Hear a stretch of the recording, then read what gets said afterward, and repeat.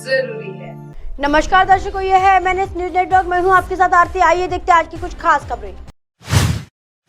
धर्म परिवर्तन का दबाव, दिल्ली की साक्षी जैसा हाल करने की धमकी, पिता भाई के साथ गिरफ्तार हुआ आसिफ। धर्म परिवर्तन का दबाव बनाकर युवती को जान से मारने की धमकी देने के मामले में पुलिस ने आरोपी युवक मोहम्मद आसिफ भुट्टो, उसके भाई खालिद और पिता अब्दुल रज़ाक को गिरफ्तार कर लिया। अंबा माता थाना पुलिस जब तीनों को गुरुवार दोपहर अदालत में पेश करने पहुंची तो वहां पहले से मौजूद भीड़ ने उनकी जमकर पिटाई कर दी। माहौल बिगड़ता देख कोर्ट परिसर में अतिरिक्त पुलिस बल भेजा गया। भारी पुलिस बल के बीच तीनों आरोपियों को लोगों से बचाते हुए अदालत में पेश किया गया, जहां से उन्हें एक दिन की पुलिस हिरासत में सौंपा गया। 5 थानों की पुलिस मौजूद थी। जानकारी के अनुसार पुलिस को पहले ही शंका थी, जिसके चलते पुलिस अधीक्षक विकास शर्मा, अतिरिक्त पुलिस अधीक्षक मंजीत सिंह की मौजूदगी में 5 थानों की पुलिस तीनों आरोपियों को अदालत में पेश करने पहुंची। उन्हें SCJM कोर्ट 2 में पेश करने के लिए ले जाया गया। 2 आरोपियों ने अदालत में मौजूद पीड़िता पर कमेंट किए कि तो वकील और मुवक्किल भड़क उठे। लोगों ने तीनों पर हाथ साफ किए और जमकर पीटा। किसी तरह बड़ी मुश्किल से उन्होंने छुड़ाया और कड़ी घेराबंदी के बीच उन्हें अदालत में पेश किया। शादी के लिए धर्म बदलने का दबाव, 22 साल की पीड़िता ने बताया कि आयड निवासी मोहम्मद आसिफ भुट्टो जबरन धर्म परिवर्तन करने और शादी के लिए उस दबाव पर बना रहा था। जब उसने इसकी शिकायत उसके पिता और भाई से की तो दोनों ने भी उसे जान से मारने की धमकी देकर धर्म परिवर्तन कर शादी करने की चेतावनी दी थी। पीड़िता ने बताया कि जब वह नहीं मानी तो उसे धमकाते हुए कहा कि वह उसका दिल्ली के साक्षी हत्याकांड जैसे टुकड़े टुकड़े कर उसका शव उसकी मां के पास भेज देगा। पीड़िता की शिकायत पर बुधवार देर रात आसिफ उसके पिता और भाई को गिरफ्तार कर लिया था। पीड़िता को 2 साल से भी आसिफ से दोस्ती। बताया गया कि पीड़िता चित्तौड़गढ़ जिले की रहने वाली है और उदयपुर में रहकर होटल मैनेजमेंट की पढ़ाई कर रही है, जबकि आरोपी का उदयपुर में ही पार्किंग का ठेका है। पीड़िता जब थाने में पहुंची तो वह कांप रही थी। पीड़िता ने थाने में बताया कि वह और आरोपी मोहम्मद आसिफ 23 साल के 2 साल से दोस्त है।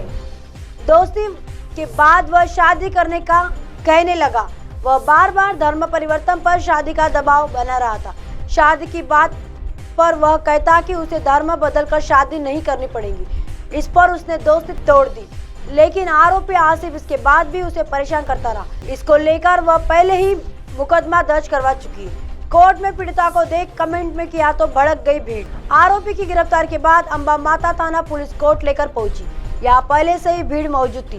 पेशी के दौरान पीड़िता और मां पहले से मौजूद थी। कोर्ट में पेशी के दौरान जैसे ही दोनों का आमना सामना हुआ तो आरोपी ने पीड़िता को कमेंट कर दिया। इतने में ही कोर्ट में मौजूद भीड़ भड़क गई और आरोपी की पिटाई करने लगी। इस पर बीच बचाव में आए आरोपी के पिता और भाई की भी पिटाई कर डाली। बार अध्यक्ष बोले, मारपीट करने वाले बाहरी। इस मामले में बार एसोसिएशन अध्यक्ष राकेश मोगरा ने बताया कि कोर्ट में पेशी के वक्त आरोपी के साथ मारपीट हुई थी, लेकिन वकीलों ने आरोपी से मारपीट नहीं की। मारपीट करने वालों लोग बाहर के थे। आइए देखते हैं अगली खबर की तरफ। महाकाल लोक में मूर्ति के बाद अब गिरा 3 किलो वजनी लट्टू, कोई हताहत नहीं। महाकाल लोक में आंधी के कारण 6 मूर्तियां क्षतिग्रस्त होने के बाद अब पत्थर भी अपना स्थान छोड़ने लगे। यहाँ गुरुवार को एक पत्रकार की जान बाल बाल बच गई। पत्रकार के ऊपर लगभग 3 किलो वजनी लट्टू फिर गिर गया। घटना के समय सैकड़ों की संख्या में श्रद्धालु परिसर में मौजूद थे। उज्जैन का महाकाल लोक लगातार सुर्खियों में। महाकाल लोक में कुछ दिनों पहले आंधी की वजह से सप्तऋषि की 6 मूर्तियां क्षतिग्रस्त हो गई। इन मूर्तियों का बनाने का काम लगातार चल रहा है। उज्जैन कलेक्टर कुमार पुरुषोत्तम के मुताबिक 2 महीने के भीतर मूर्तियां बनकर लग जाएंगी। वहीं इस पूरे मामले को लेकर कांग्रेस बीजेपी सरकार को घेर रही है। कांग्रेस के पूर्व मंत्री सज्जन सिंह वर्मा ने सरकार पर भारी भ्रष्टाचार के आरोप लगाए। नंदी गेट का एक बड़ा पत्थर गिरकर इन सब के बीच गुरुवार को महाकाल लोक के नंदी गेट का एक बड़ा लट्टू ऊपर से गिर गया। पत्रकार मनोज कुशवाहा ने बताया कि वो कवरेज करने के लिए महाकाल लोक पहुंचे थे। इस दौरान वह पत्रकार आशीष सिसोदिया, नासिर बेलीम सहित कई लोग मौजूद थे। वहां पर कांग्रेस के कुछ नेता भी मौजूद थे। इसी बीच 25 फीट ऊंचाई पर लगा लट्टनुमा पत्थर अचानक नीचे गिर गया। इस घटना में उनकी जान बच गई। बंसी पहाड़ पत्थर से तैयार किया गया है। महाकाल लोक इस घटना को लेकर जब महाकालेश्वर मंदिर समिति के प्रशासक संदीप सोनी से संपर्क किया गया, लेकिन उनका कोई जवाब नहीं मिल पाया। बता दें कि महाकाल लोक का पूरा परिसर बंसी पहाड़ पत्थर से तैयार किया गया है। यह पत्थर दूसरे पत्थरों की तुलना में थोड़ा कच्चा रहता है, इसी वजह से इस पर नक्काशी करना आसान होता है। महाकाल लोक में पत्थरों को केमिकल के माध्यम से चिपकाया गया है। महाकाल लोक के प्रवेश द्वार पर विशाल नंदी विराजमान है। इसी नंदी गेट पर छोटे छोटे कलश नुमा लट्टू लगाए गए, जिससे द्वारा आकर्षक नजर आए। इसी द्वार पर एक लट्टू गुरुवार की दोपहर अचानक गिर गया। बारिश के मौसम में क्या होगा? महाकाल लोक के निर्माण के 7 महीने बाद ही इसे लेकर तमाम सवाल उठने लगे। अभी महाकाल लोक के परिसर ने पहली बारिश भी नहीं देखी। बारिश के दौरान भी मूर्तियां और महाकाल लोक के पत्थरों को सुरक्षित रखना काफी कठिन काम दिखाई दे रहा है। महाकाल लोक के निर्माण के बाद मंदिर में दर्शन करने के लिए 2 लाख श्रद्धालु रोज आ रहे हैं। ऐसे में श्रद्धालुओं की सुरक्षा को लेकर भी तमाम सवाल खड़े हुए हैं। आइए देखते हैं अगली खबर की तरफ।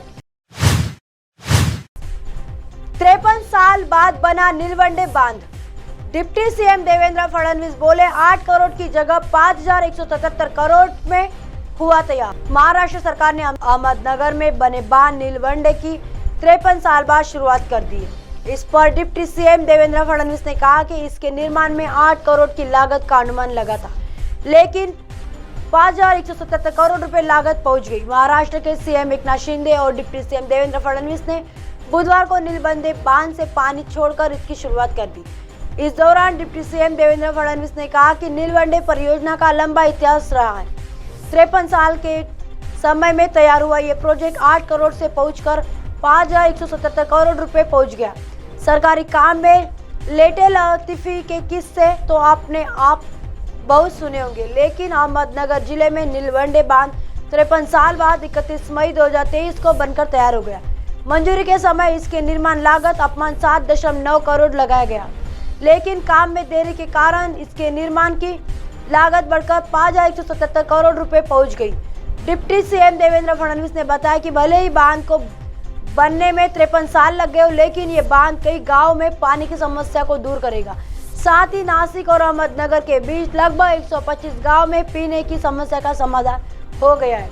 वहीं इस परियोजना पर मुख्यमंत्री एकनाथ शिंदे ने कहा कि किसानों को नीलवंडे बांध से पानी मिलने में 53 साल का वक्त लग गया।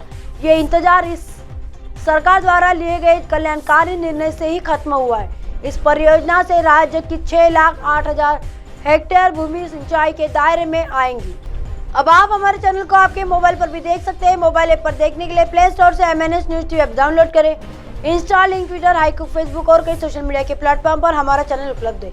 आप इसे यूट्यूब पर भी देख सकते हैं। आप हमारे चैनल को लाइव भी देख सकते हैं www.mnsnewstv.com पर।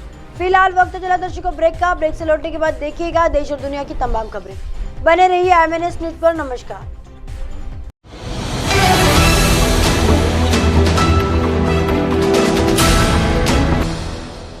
ये है MNS न्यूज नेटवर्क और आप देख रहे हैं MNS न्यूज।